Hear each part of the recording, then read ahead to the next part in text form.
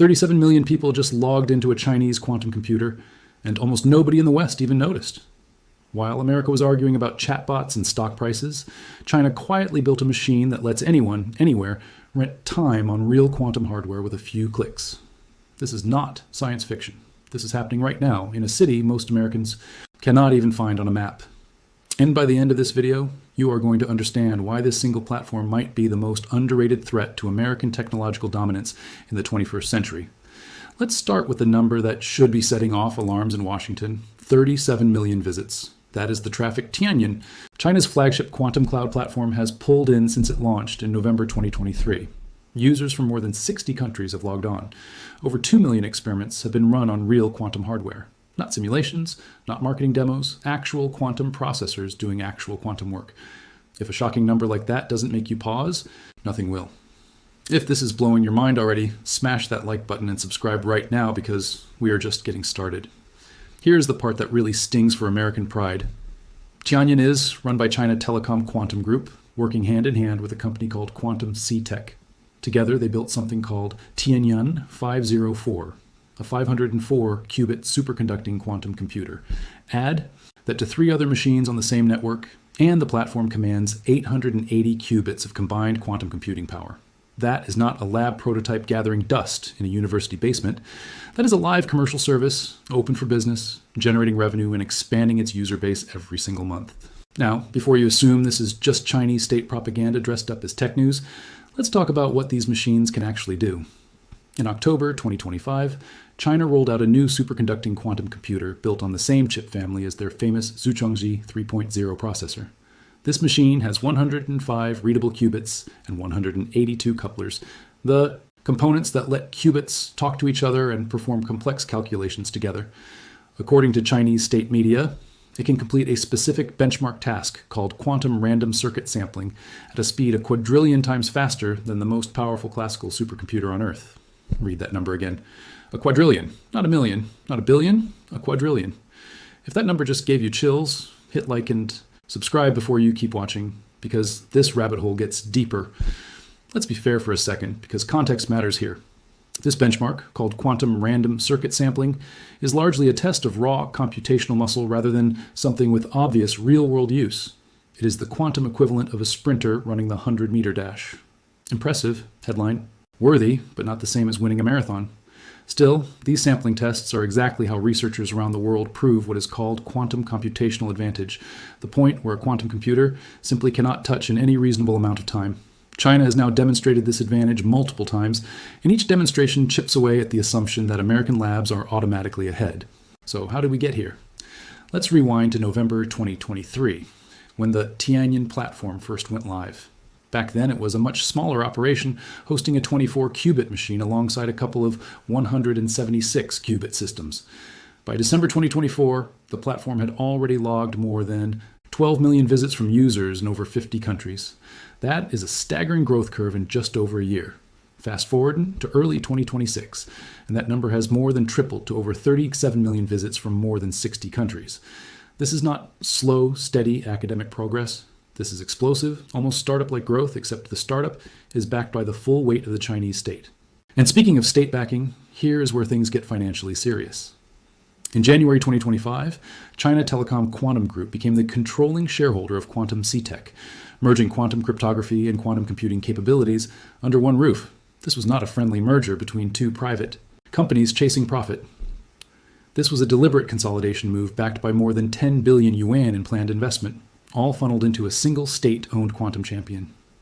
Imagine if the United States government forced a merger between IBM's quantum division and a leading cybersecurity firm, then poured over $1 billion into the combined entity. That is roughly the scale of what just happened in China, and most people watching this have never heard about it. Let's talk money for a second, because the numbers tell their own story. Quantum C-Tech reported operating revenue of 310 million yuan in 2025, up over 22% from the previous year. Net profit turned positive for the first time. Research and development spending hit 123 million yuan. Nearly 40% of total revenue poured straight back into innovation. That is not a government vanity project bleeding cash with no plan. That is a company that is starting to look like a real self-sustaining commercial business. It happens to be building quantum infrastructure for the entire planet. Now here is where the story gets genuinely uncomfortable. If you are rooting for American tech leadership, China is not putting all its quantum eggs in one basket. There is Origin Quantum, founded back in 2017 as a spin-out from the University of Science and Technology of China. Origin Quantum runs its own public quantum cloud built around a machine called Wukong.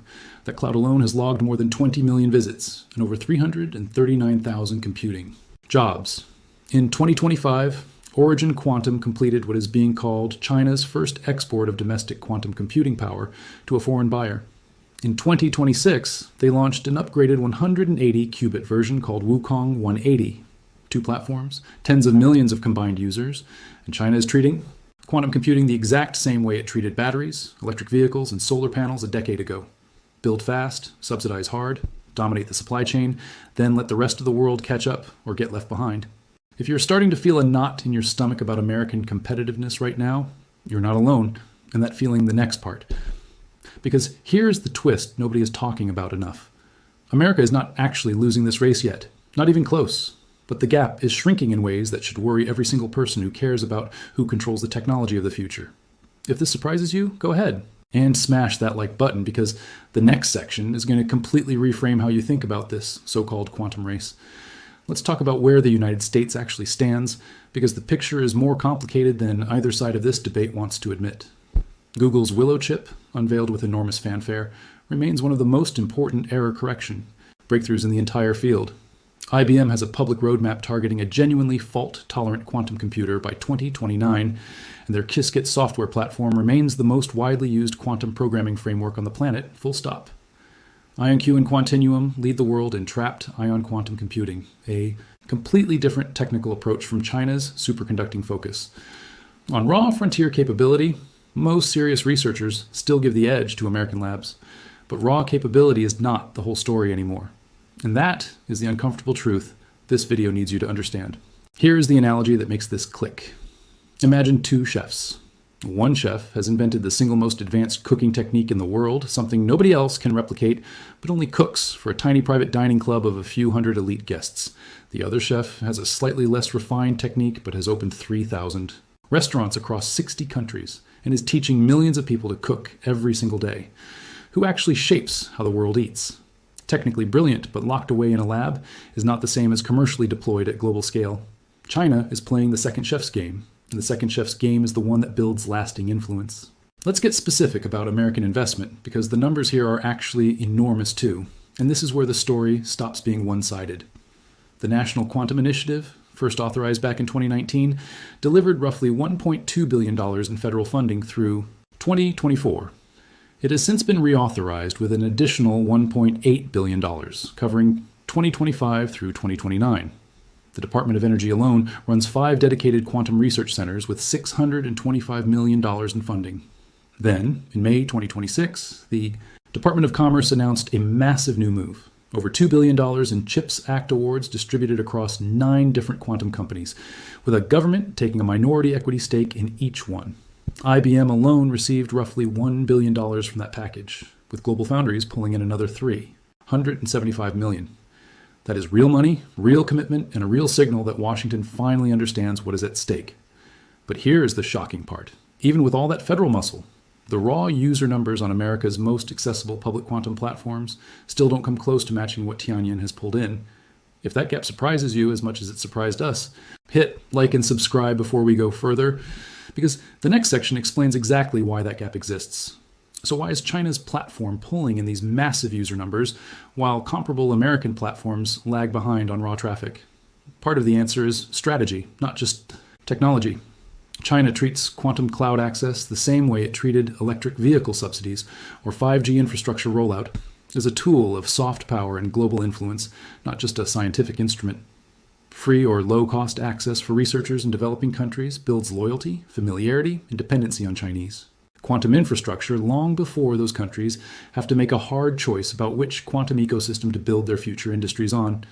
Meanwhile, American platforms like IBM's Cloud and Amazon Bracket tend to be positioned more for serious enterprise research and paying commercial customers, not mass global outreach.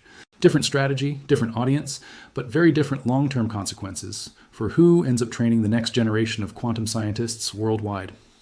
Let's zoom out to the bigger geopolitical picture, because this is where things get genuinely tense.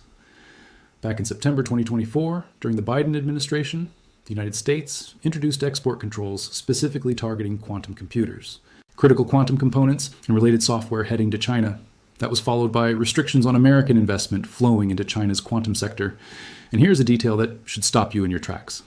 Chinese researchers at Peking University have openly stated that IBM's Qiskit software, the most popular quantum programming toolkit in the world, is no longer directly available to users inside China. Their workaround, virtual private networks.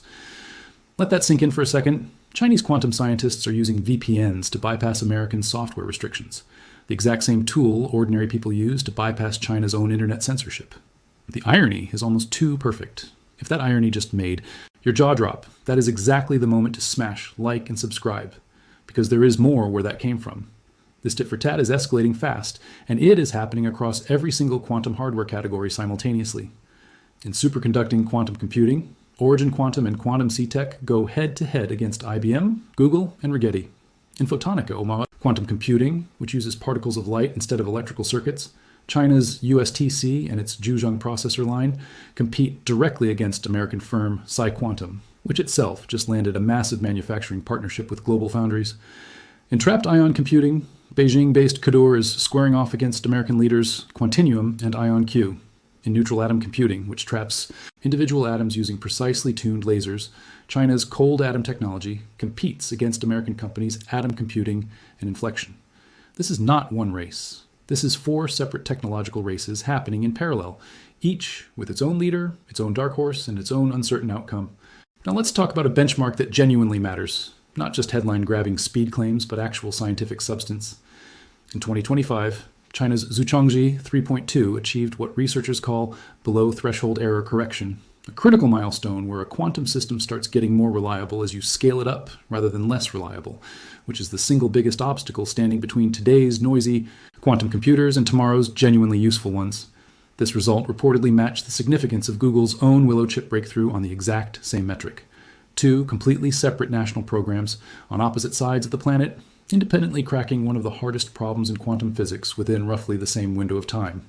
That is either an incredible coincidence, or it is proof that the fundamental science has matured to the point where multiple well-funded programs can now reach the same frontier almost simultaneously. Here is a fact that should genuinely worry policymakers in Washington. In 2025, Origin Quantum completed what is being described as China's first ever export of domestic quantum computing power to a customer outside the country. Translation: China is not just building quantum computers for internal use anymore. It has started selling quantum computing capability as a product to the rest of the world, the exact same commercial playbook that turned China into the dominant global force in solar panels, batteries, and electric vehicles within the span of about 15 years. If China successfully repeats that playbook with quantum computing, the consequences could reshape which nations control the encryption standards, financial systems, and scientific infrastructure of the next 50 years. If that possibility hasn't fully hit you yet, sit with it for a second, and then go ahead and hit that like and subscribe button, because we still need to talk about what this means for you personally. Let's bring this down to something practical, because quantum computing can feel abstract until you realize it directly threatens the encryption protecting your bank account. Right now, today, modern encryption, the kind protecting your online banking, your medical records, and your private messages, relies on math problems that are essentially impossible for classical computers to solve in a human lifetime. A sufficiently powerful quantum computer could theoretically shatter that math in a fraction of the time. This is exactly why the United States National Institute of Standards and Technology finalized new post-quantum cryptography standards, known as IFIPS 203, 204, and 205, designed to protect data against future quantum attacks before those attacks even become possible. Both Washington and Beijing understand this threat with total clarity, which is precisely why both governments are racing so aggressively, not just for scientific glory, but for the ability to potentially break each other's secrets first. Let's talk about the human infrastructure behind China's quantum push, because raw qubit counts only tell part of the story. China has clustered its quantum industry into 4 major geographic hubs: Hefei, Beijing, Shenzhen, and the Yangtze River Delta around Shanghai, each with a distinct specialty. Hefei handles core hardware research and manufacturing. Beijing anchors policy and national laboratory work. Shenzhen is building out photonic quantum computer production lines at industrial scale. Shanghai leverages its financial sector to push quantum applications into banking and cybersecurity. This is not scattered, uncoordinated innovation happening by accident. This is a deliberate, top-down industrial strategy, the same playbook China used to dominate rare earth processing, solar panel manufacturing, and electric vehicle batteries, now being applied methodically to quantum technology. Compare that to how America builds its quantum sector, and you start to see two fundamentally different philosophies colliding. In the United States, competition happens primarily between independent private companies, IBM, Google, IonQ, Rigetti, PsiQuantum, Quantinuum, and dozens of venture-backed startups, each pursuing its own technical approach, with its own investors and its own commercial incentives. This decentralized competition tends to produce faster prototyping and more diverse technical bets, because nobody is waiting for permission from a central planning committee. But it can also mean duplicated effort, inconsistent government support, depending on which administration is in power, and less coordinated long-term strategy. China's centralized model risks bureaucratic inefficiency and wasted state resources, but it delivers unified direction and can mobilize capital at a speed no purely private market can match. Neither model is automatically superior, but only one of them just crossed 37 million users on a single public platform. Let's address the skeptics directly, because a fair video has to acknowledge the other side of this argument. Some experts argue that raw visit counts on China's Tianyan platform are a misleading metric, inflated by casual curiosity clicks, student demonstrations, and one time, tourists rather than serious repeat researchers doing meaningful quantum work. There's a legitimate case to be made that America's tighter, more enterprise-focused quantum ecosystem, even with lower headline traffic numbers, produces more genuinely groundbreaking research per user than a platform optimized for mass accessibility.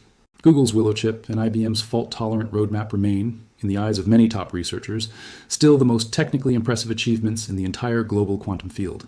This video is not claiming America has already lost. It is claiming America can no longer afford to assume it is automatically winning, and that complacency, not Chinese superiority, is the real danger here. Here's something else worth sitting with for a moment.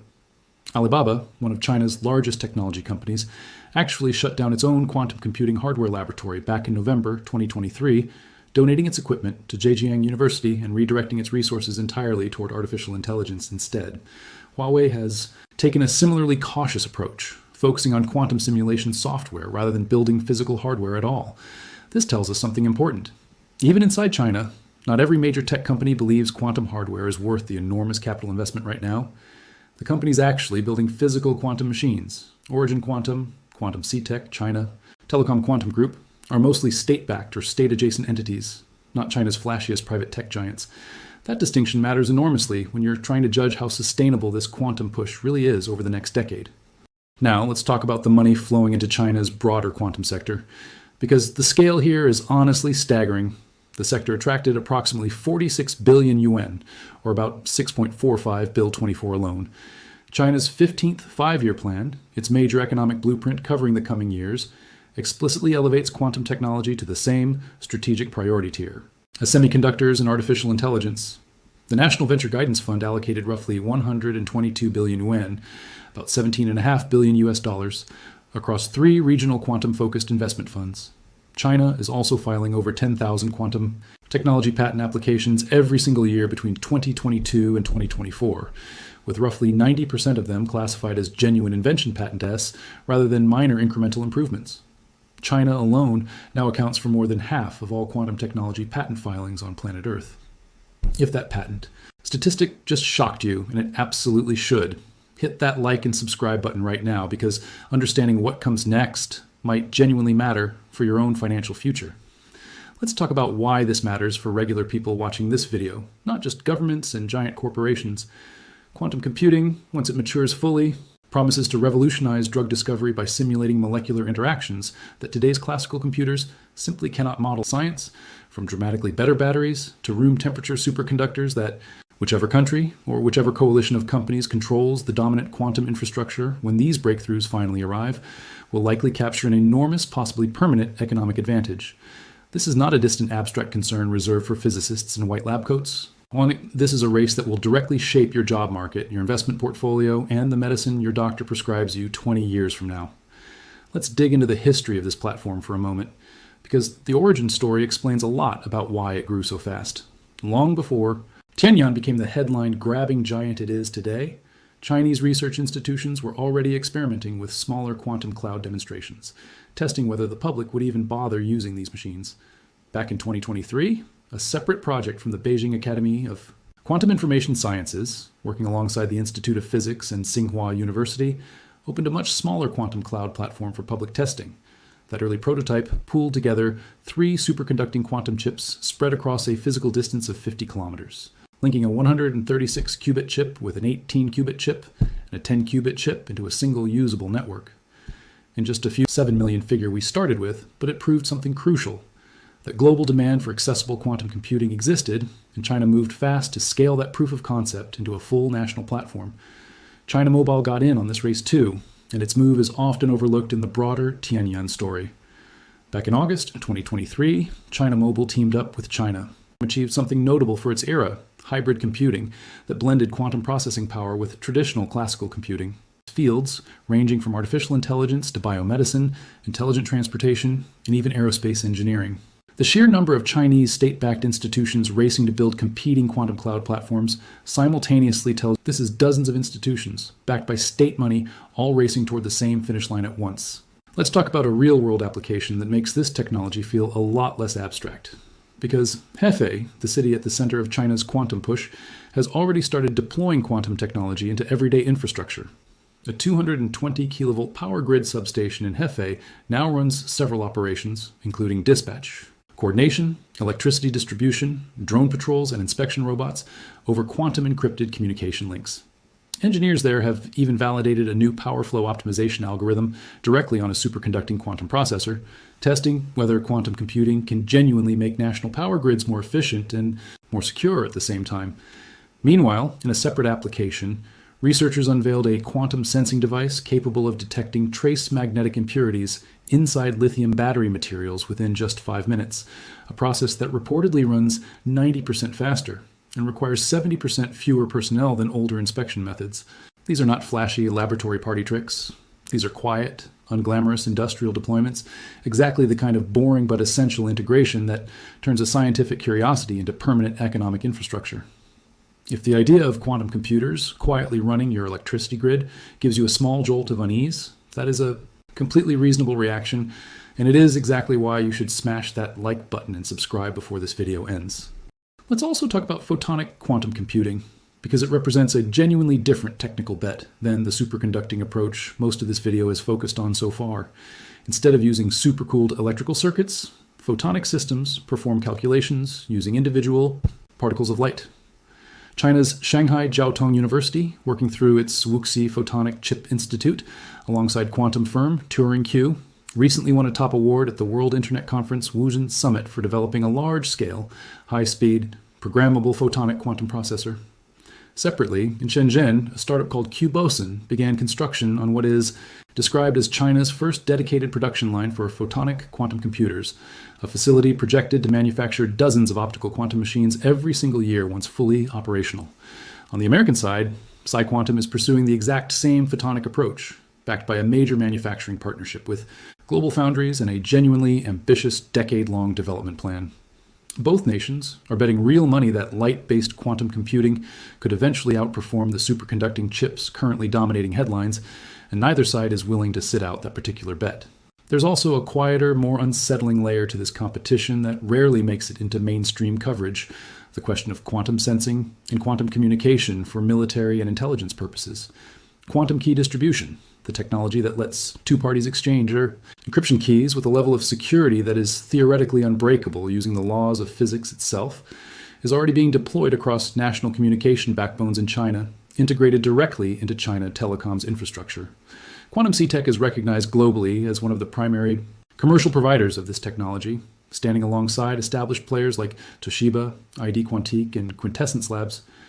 The company also operates the backbone of China's national quantum secure communication network, blending satellite-based key distribution with ground-based terrestrial networks, and has already demonstrated interoperability across multiple different vendor systems. If a rival nation ever achieves a genuine breakthrough in unbreakable quantum communication at true national scale before its adversaries do, the intelligence and military implications would be almost impossible to overstate.